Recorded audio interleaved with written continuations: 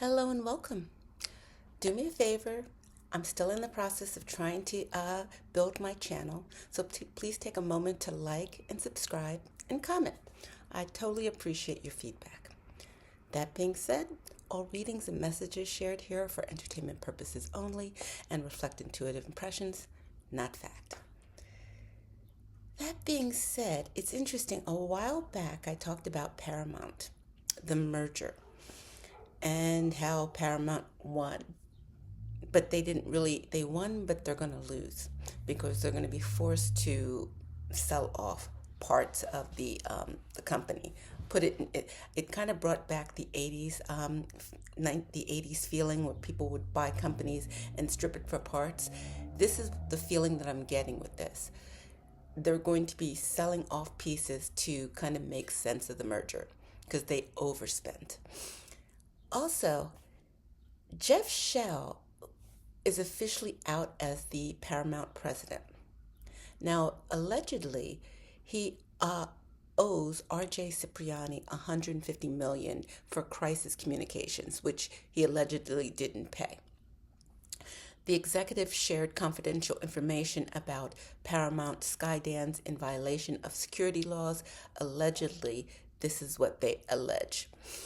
There are lawsuits coming out as a result of this, and I see the company being broken up. And again, I said this a while ago, and I'm just reiterating. This is going to be broken up like, again, like the 80s when they bought companies and sold it off to kind of recoup their losses. This is what I see happening. Um, there's also going to be an investigation about this purchase. This didn't follow the normal channels. And again, this is alleged, but I see this happening. Sorry for the lighting. Somehow I see Bill Barr's hand in this.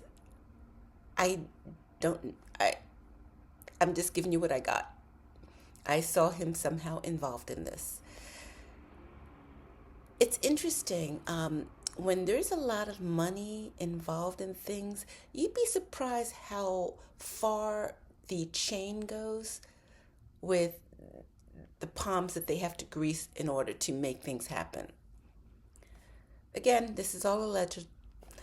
Um, but yeah, this Jeff Shell has a very interesting past. This is the second high profile exit in 3 years. For he was hired by Paramount less than 2 years after he was fired by NBC Universal, and a year before that he was let go at Comcast. Apparently, they had alleged that he was engaged in an inappropriate relationship with an employee, and the person filed complaint against Shell for sexual harassment and sex discrimination. And again, this is all alleged, and it's going to play out in the courts. But this guy has a very interesting past. But I find it interesting that after all these exits, he was snapped up by Paramount only for Paramount to ask him to leave, or allegedly. Yeah, this is the person that it was announced yesterday that he will be departing his position. Yeah, I'm seeing a lot of lawsuits come out of this. And also, this has, as I was going over this, I think I mentioned this before. This literally is changing the way the pilot season, well, not this, but pilot season is changing tremendously. There was a time where pilot season was just one opportunity for people to get a consistent gig on a TV show because pilot season was structured, with the way the TV season works, the new season when it's approaching, so it's kind of backing it out. But with all these other streamers, there's so many other possibilities for the same thing. So, yeah, pilot season is not the only opportunity in town. There's so many different platforms, so many different opportunities that this is just one of many. So, oh, and this is something else that I got a hit on. Zendaya. I saw her in a remake of the movie Funny Face. If you back in I think this is 60s, 70s, I don't know, maybe 60s, it was with Audrey Hepburn and Kay Thomas and Fred Astaire, and it was filmed in Europe, or at least it was staged to film in Europe, and they showed all these like fashion and designs, and it was very colorful and it was very beautiful. And I'm seeing her doing something like that with law. It's interesting. I see her doing something like not the exact movie, but it's the show is inspired by this movie. And I see Zendaya starring in it. And I see it having an amazing looks and an amazing soundtrack. Like I literally see this being something iconic. Also, Real Housewives of New Jersey. Teresa is back in legal and financial problems.